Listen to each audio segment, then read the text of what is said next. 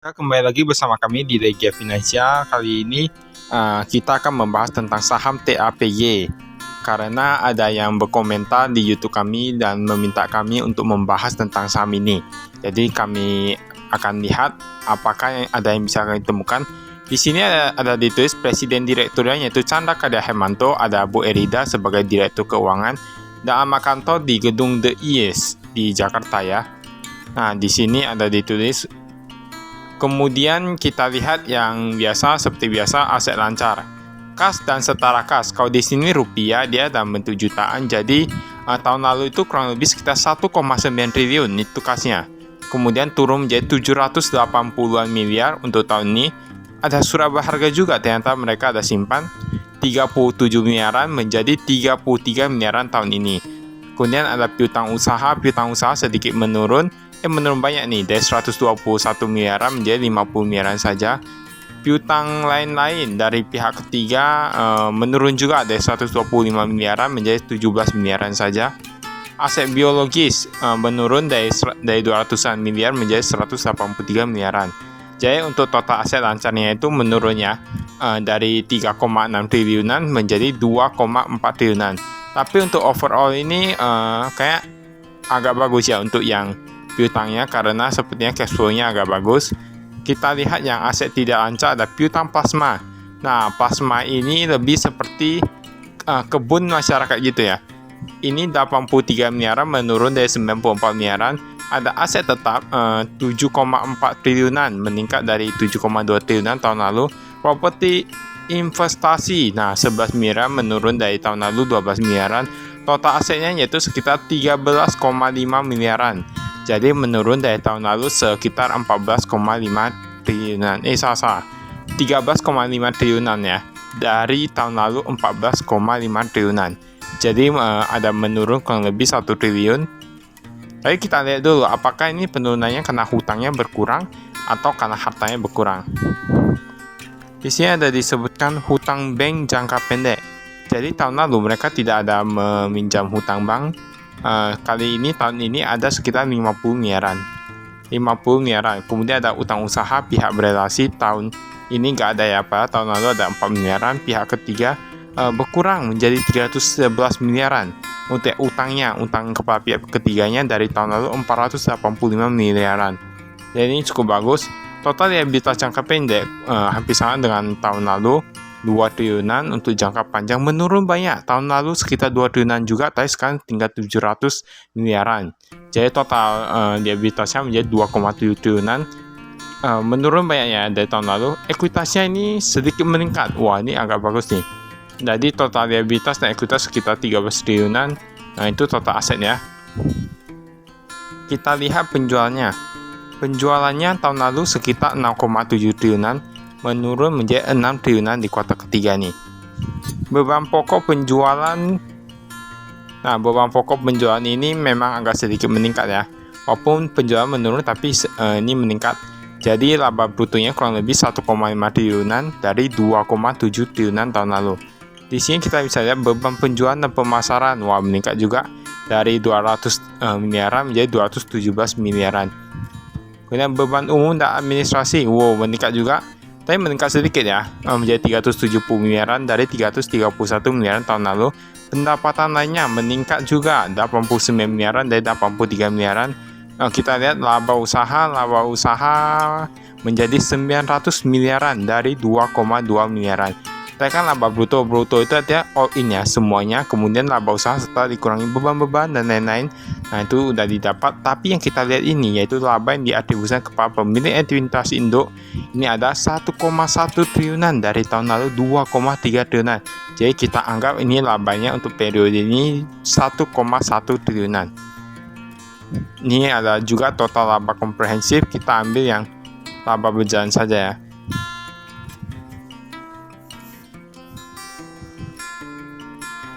Ini ada arus kas dari aktivitas operasional. Penerimaan kas dari pelanggan kurang lebih 6 triliunan dari 6,9 triliunan. Pembayaran kas kepada pemasok. Nah, ini agak sedikit meningkat ya, dari 3,1 triliunan menjadi 3,5 triliunan. Untuk kas yang diperoleh dari aktivitas operasional paling 700 miliaran saja di sini. Karena mungkin ada pembayaran pajak penghasilan ini lebih tinggi ya, 500 miliaran dari 283 miliaran. Kalau tahun lalu kas neto dari aktivitas operasional itu kurang lebih 2,3 triliunan. Tapi sekarang hanya menjadi 700 miliaran. Kemudian kita lihat yang investasi ya. Penerima pendapatan dividen, wah dia dapat dividen nih 300 miliaran, meningkat cukup banyak dari tahun lalu hanya sekitar 150 miliaran. Penambahan investasi saham, wah ini ada tambah investasi saham 14 miliaran, dari tahun lalu mereka tambah 61 miliaran. Kenaikan aset tidak ancam lainnya, wah ini minus 2,7 miliaran, dari tahun lalu hanya sekitar 600 miliaran. Penambahan surat berharga ada berkurang ya. Kemudian penerimaan dari penjualan aset tetap sekitar 51 miliaran dari 1 miliaran. Penerima pendapatan bunga, wah ini meningkat hampir 2 kali lipat dari 16 miliaran tahun lalu menjadi 32 miliaran. Jadi untuk yang investasi totalnya itu minus 241 miliaran dari tahun lalu sekitar 393 miliaran minusnya. Kemudian kita lihat ini di sini ada perubahan investasi saham juga ya tadi ya. Ada dijelaskan. Ini arus kas dari aktivitas pendanaan. Nah, ini ada lanjutannya. Penerimaan utang bank jangka pendek 200 miliaran. Tahun lalu gak ada utang bank jangka pendek, sekarang ada 200 miliaran. Pembayaran utang bank jangka pendek kurang lebih 150 miliaran. Mungkin di periode yang ini juga ya. Pembayaran utang bank jangka panjang ada juga yang jangka panjang, ada yang jangka pendek. Kemudian ini kita skip. Nah, ini nih ada entitas sananya. Kalau dilihat di sini ada beberapa perusahaan yang menghilang ya. Seperti tahun lalu. Tahun lalu masih ada PT Alam Belantara Makmur. Entitas sananya ada itu. Tapi sekarang jadi ada ya. Tapi ini kalau kita lihat, oh ini mereka dipindahkan jadi anak usaha. Jadi banyak anak usahanya itu mereka membeli secara tidak langsung seperti itu. Jadi banyak kepemilikan tidak langsung. Nah ini berarti mereka cuma beralih kepemilikan nih. Maksudnya bukan langsung dari entitas induknya gitu. Ini ada PT Brahma Lestari, PT Sejahtera Anugrah Kapuas. Nah berarti yang ini ada penambahan dari entitas sangat tidak langsung melalui ATS. PT Sejahtera Anugrah Kapuas kurang lebih 100% kepemilikannya. Yang sisanya ada Gawi Baharap Sawit Makmur. Nah ini ada yang 98%, ada yang 100%. Kita lihat apakah ada yang berubah ya kepemilikannya.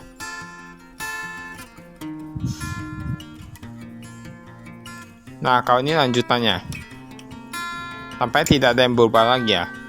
Yang tadi itu masih bukan dijual atau apa itu, namun dipindah tangankan, lebih kepada seperti itu.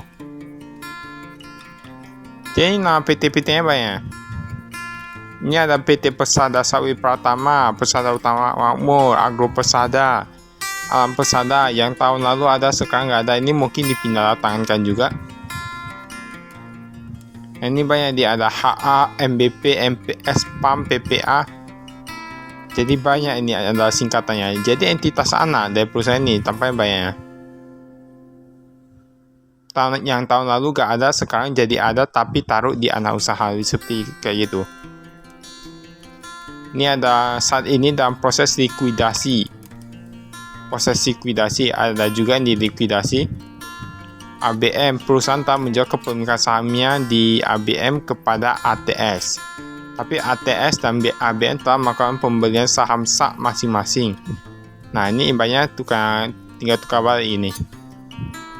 Ini kita skip.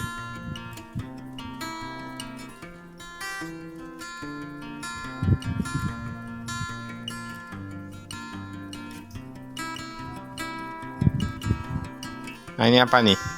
Berdasarkan akta penggabungan tersebut, tangka efektif penggabungan. Wah ini banyak saham yang digabungkan ya. Oh ini karena berakhirnya status badan hukum masing-masing. Untuk BSL, jadi ada beberapa perusahaan yang status badan hukumnya itu berakhir, mungkin dipindah tangankan atau gimana asetnya. Kemudian ini ada presiden komisaris, komisaris dan lain-lain, komisaris independen. Berarti ini sama ya, gak ada perubahan untuk manajemennya. Ada presiden komisaris Arif Rachman. Ini manajemen kunci. Presiden Direktur Chandra Karya Hermanto. Untuk Ketua Komite Audit IR Insinyur Maruli.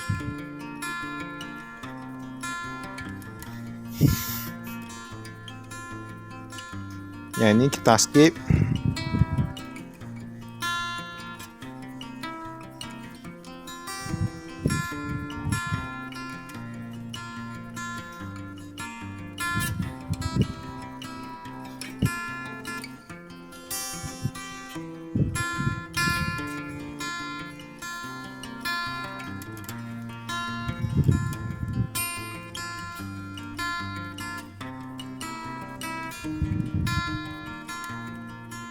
Ya, ini ada beberapa dalam. Jadi bagi Anda yang ingin mempelajari lebih banyak tentang laporan keuangannya, bisa langsung buka untuk membaca tulisan-tulisan ini ya. Kemudian ini ada langsung kas. Untuk kas 2,3 miliaran nih. Ada 2,3 miliaran dari tahun lalu, sekitar 4,3 miliaran. Itu untuk yang di tangan, untuk di hand. Kemudian ada bank dalam rupiah, ada bank permata. Wah, lagi-lagi bank permata kebanyakan ini di sini paling banyak nih. Dari 50 miliaran menjadi 167 miliaran. Bank Mandiri sedikit bertambah menjadi 39 miliaran. Bank Rakyat Indonesia bertambah juga. Wah, ini Bank DBS bertambah banyak dari 1 miliaran menjadi 29 miliaran. Bank CMB Niaga ini jadi banyak banknya. Ada OCBC, BNI, Bank Pembangunan Daerah. Tapi Bank Sentral Asia ini kecil ya. Ini mereka taruh kecil saja jumlahnya. Kemudian yang dalam dolar AS, wah ini mereka dah taruh di Affin Hwang Investment Bank Berhad sebesar 43 miliaran dari total kemarin 44 miliaran. Jadi ini dalam bentuk dolar ada Bank CBC, Permata, Mandiri, CMB Niaga, dan Maybank. Kurang lebih totalnya itu 65 miliaran dari 191 miliaran tahun lalu. Mungkin entah mereka sudah pakai atau gimana ya. Ini dalam ringgit Malaysia ada RHB Investment Bank Berhad lagi 675 jutaan paling. Ada deposito berjangka. Nah, mereka ada taruh ya. Bank BRI ada taruh 90 miliaran. Dari tahun lalu sebesar 222 miliaran. Bank Syariah Indonesia meningkat cukup banyak ya, menjadi 38 miliaran dari 25 miliaran. Kemudian Bank Nasional Nobu jadi tidak ada deposito berjangka dalam dolar ini. Nah, ada Bank Syariah OCBC DBS ini menghilang ya. Dari 168 miliar, 212 miliar, 180 miliar tahun ini menjadi gak ada semua. Ini bahkan totalnya ini menjadi 200 miliaran saja dari banyak yang tahun lalu. Tampaknya mereka sudah mengurangi porsi untuk deposito berjangka dalam bentuk dolar, dan rupiah kayaknya tadi juga berkurang ya. Surat berharga mereka taruh di Beach X Beach. Ada Carbon Growth Partner, ada Big Idea, A Venture, ada Mandiri Venture Capital. Nah, ini surat berharga merupakan reksadana yang ditempatkan TA Tapas, entitas anak pada perusahaan pengelola dan pada pihak ketiga, dan rincian sebagai berikut. Nah, ini tampaknya ini reksadana ini ya. Tapi yang boleh dibilang jumlahnya sedikit berkurang dari 37 miliaran menjadi 33 miliaran saja. Nah, BSBIX ini berkurang ya. Investasi ini diklarifikasikan. Ini ada piutang usaha dalam bentuk rupiah ada 50 miliaran dari 121 miliaran. Jadi berkurang cukup banyak untuk piutang usahanya. Tampaknya ini lancar-lancar saja untuk cash flow-nya ya. Piutang usaha PT Kutai Refinery Indonesia berkurang. Nah, kita lihat ini rata-rata berkurang. Bahkan 121 miliaran dan 50 miliaran ini dijelaskan ya ini ya. Ada PT Sinar Mas Agro Resources, ada beberapa perusahaan lainnya yang tadi. Piutang lain-lain kalau dalam bentuk rupiah paling banyak. Rupiah sekitar 18 miliaran dan tahun lalu 13 miliaran. Dolar AS. Nah, ini ternyata dolar AS itu kemarin tahun lalu banyak sekali piutangnya, tapi sekarang menjadi sedikit.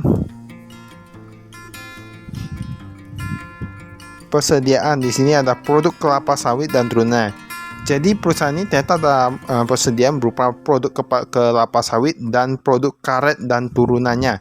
Tapi yang karet kecil aja ya. Yang kelapa sawit 277 miliaran dari 324 miliaran. Kemudian ada 160 jutaan untuk yang karet dan turunannya, dari tahun lalu sekitar 148 jutaan. Jadi sedikit meningkat. Bahan baku agak sedikit meningkat, kurang lebih 4 miliaran.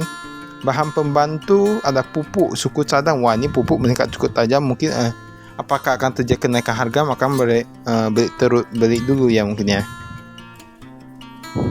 Nah, aset biologis. Nah, seperti yang kita lihat ada yang namanya aset biologis, itu lebih seperti hutan industri ataupun kebunan industri gitu ya. Biaya dibayar di muka dan uang muka. Ada asuransi meningkat hampir 2 kali lipat. Biaya dibayar di muka ini yang lanjutannya. Ini uang muka kepada pemasok, kontraktor, ada operasional. Paling banyak yang operasional bahkan meningkat tajam dari 2,9 miliaran menjadi 4 miliaran. Nah, piutang plasma. Nah, plasma ini lebih kepada untuk membawa area perkebunan.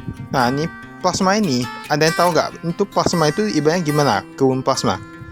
Itu ibaratnya perusahaan itu memberikan kebun kepada rakyat gitu. Ataupun pemerintah memberikan kebun kepada rakyat, jadi rakyat itu kelola. Nanti hasilnya baru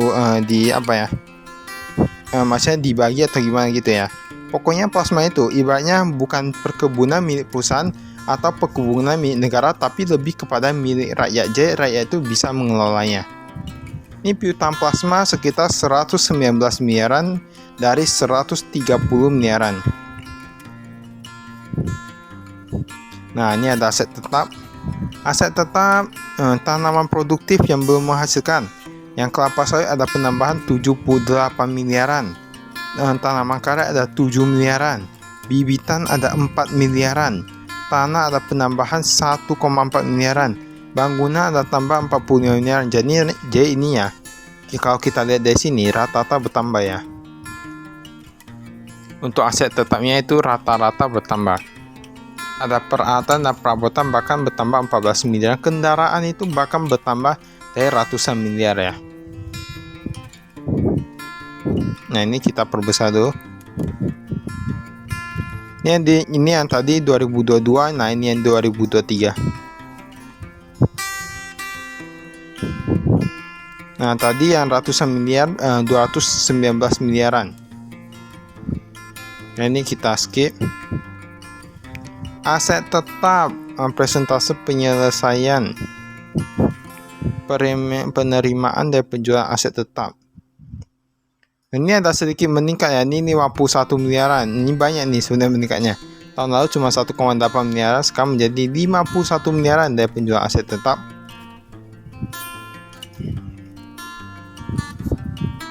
Properti investasi, ada akumulasi penyusutan tapi ada penambahan kayaknya.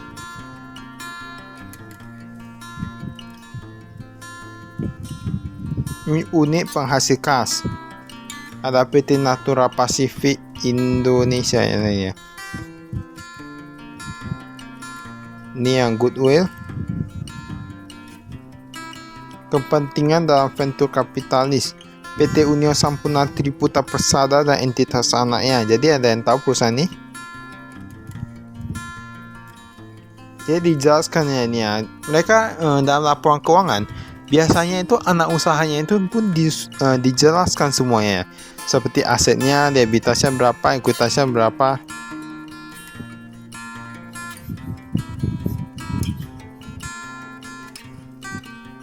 Aset tidak lancar.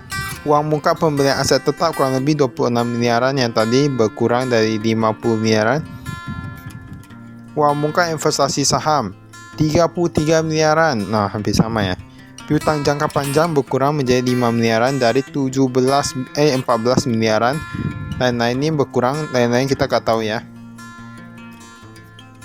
Investasi saham ini ada pihak ketiga.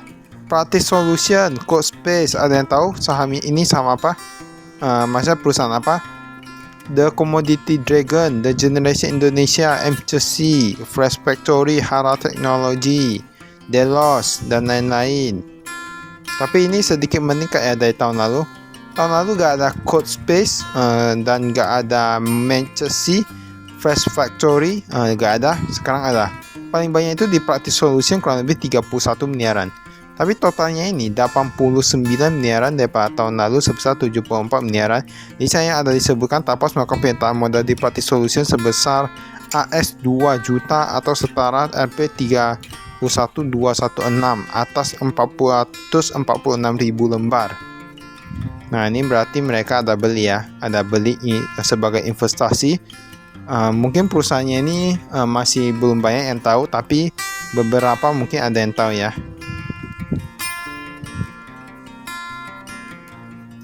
Ini investasi saham Tapas, saham seri bergerak dalam bidang teknologi, memutuskan mengukur investasi saham sebagai nilai wajar mendekati nilainya. Ini ada utang bank jangka pendek, ada Bank DBS tadi ya, 50 miliaran tadi dari yang pertama sudah disebutkan. Pembelian TBS dalam rupiah, pemasok dolar rupiah, ringgit, dolar AS, dan dalam euro. Ini ya, ini utang usahanya ya. Dalam bentuk rupiah paling banyak 246 miliaran, tapi berkurang dari tahun lalu sebesar 401, sekarang menjadi 240. Yang ringgit Malaysia juga berkurang, yang dolar berkurang, euro menghilang nih. Euro menghilang. Lewat jatuh tempo lebih dari 90 hari berkurang menjadi gak ada. Berarti piutangnya ini bagus, cash flow-nya ini bagus. Utang usaha. Wah, ini utang usaha ini banyak. Tapi rata-rata berkurang ya. 114 miliaran PT Bentana Adidaya Pratama menjadi 42 miliaran. PT Dupan meningkat sedikit menjadi 26 miliaran dari 6 miliaran. PT Indra Angkola meningkat sedikit, dan ini ada beberapa perusahaan seperti United Traktor, Wirma, semuanya ada. Nah, ini semua ada dijelaskan nih. Berarti ada hutang ke sana juga, tapi menurun ya. Nah, ini perpajakan.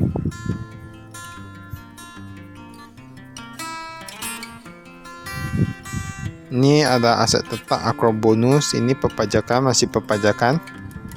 Kita skip ya.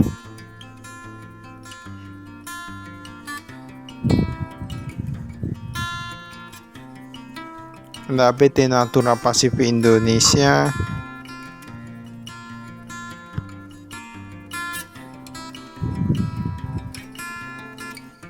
Ini utang bank jangka panjang, pinjaman sindikasi 1,4 triliunan dari 2,3 triliunan. Jatuh tempo dalam 1 tahun dikurangi biaya transaksi yang belum diamortisasi. Jatuh tempo dalam 1 tahun, ini ada jumlahnya semua, dijelaskan semuanya secara rinci dan detail.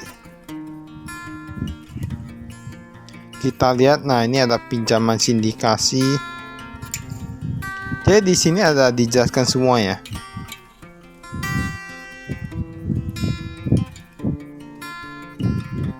Ini liabilitas imbalan kerja, tingkat pengembalian investasi 7%, kenaikan gaji 8%. Kenaikan gaji 8% sepertinya cukup tinggi ya. Anggap aja 8% berarti 5 juta berarti paling 400-an ribu. 300-an sampai 400-an. Kalau yang 5 juta ya. Perubahan yang dibebankan ke laba rugi, biaya jasa kini 37 miliaran menurun dari 53 miliaran tahun lalu. Beban bunga 14 miliaran menurun dari tahun lalu sekitar 17 miliaran. Keuntungan jangka panjang menghilang. Nah ini mutasi karyawan nggak ada ya ini ya.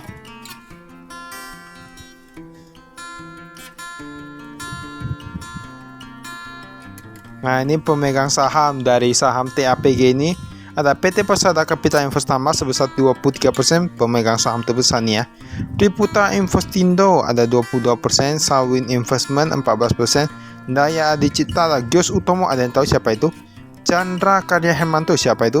Budianto Abadi, siapa itu? Arif Rahmat, siapa itu? Nah, jadi ini ada disebutkan tuh 0,0,0, juga disebutkan untuk beberapa pemegang saham terbesar. Nah, apakah ada yang masuk di daftar nama ini? Nah, coba cari nama Anda, mana tahu ada ya.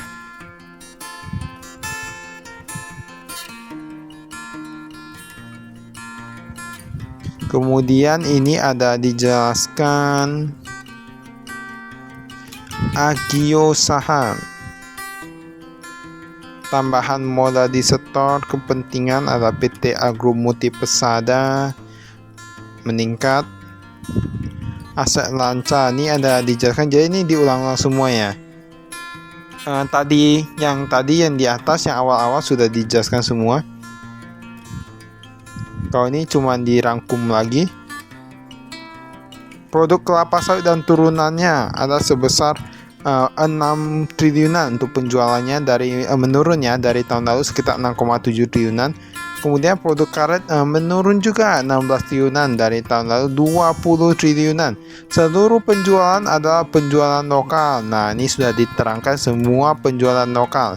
Tidak ada yang penjualan ekspor. Beban penjualan ini ada disebutkan, beban overhead, penyusutan, persediaan barang jadi semua sudah disebutkan tadi. Ini ada yang tenaga kerja berapa. Ini untuk yang produk sawit dan turunannya. Kurang lebih beban pokok penjualannya 4,5 triliunan dari 3,9 triliunan yang tahun lalu. Ini kemudian yang di bawahnya nanti ada juga produk karet dan turunannya. Nah, ini ada disebutkan juga sebesar 19 miliaran dari 21 miliarannya. Karet turun, tapi yang CPO maksudnya bukan CPO, maksudnya dari kelapa sawit itu meningkat ya. Beban penjualan dan pemasaran, transportasi dan pengangkutan meningkat 190 miliaran, entah dari BBM atau apa ya. Dari 178 miliaran beban penyusutan. Jadi sebenarnya perusahaan itu ada bayar sangat banyak beban. Jadi sebenarnya kita tidak bisa terus mengatakan bahwa perusahaan yang salah. Tapi lihat juga ya, ada perusahaan yang jujur, ada juga yang tidak jujur. Beban umum dan administrasi, gaji dan tunjangan meningkat. 268 miliaran menjadi 300-an miliaran. Wah, ini ada tanggung jawab sosial perusahaan. Wow, hebat juga perusahaan ini. Karena berdana ini ya, 7,1 miliaran dari 1,7 miliaran tanggung jawab sosial perusahaan. Ada perjalanan dinas. Wah, perjalanan dinasnya tampaknya lagi meningkat. Latihan dan rekrutmen ada meningkat juga. Tapi sering lah ya melakukan penjualan. Ini laba perpasangan aset tetap 31 miliar. Penjualan cangkang, ada jual cangkang juga ini ya, 29 miliaran meningkat dari 24 miliaran. Cangkang itu ibaratnya dari intinya itu, memang kelapa sawitnya itu, buahnya itu. Dia sisanya itu kan dagingnya itu jadi CPO, intinya itu jadi CPKO. Nah, jadi dari pemrosesan itu ada juga ampasnya itu lebih seperti cangkang gitu dari intinya itu. Ini ada pendapatan bunga 24 miliaran, piutang lain-lain. Nah, jadi sedikit nih. Memang kalau mau dibilang kalau kami lihat cash flow-nya ini bagus ya. Cash flow bagus. Investasi saham ada PT Kedai Sayur Indonesia, ada yang tahu itu ya. PT Kedai Pangan Sejahtera, dulunya itu Kedai Sayur, sekarang Kedai Pangan.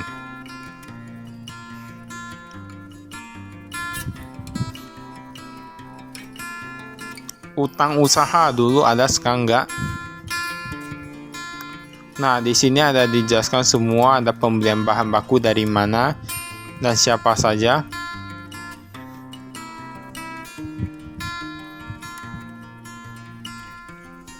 PT Harapan Hibrida, rincian hubungan transaksi.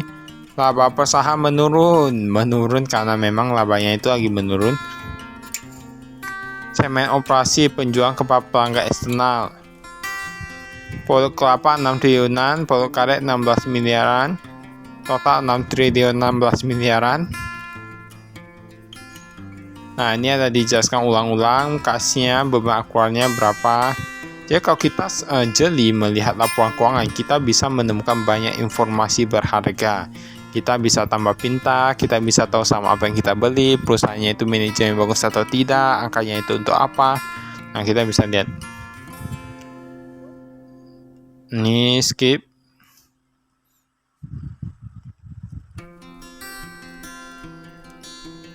Nah, ini ada utang bank jangka panjang plasma. Tadi sudah disebutkan plasma itu yang gimana ya.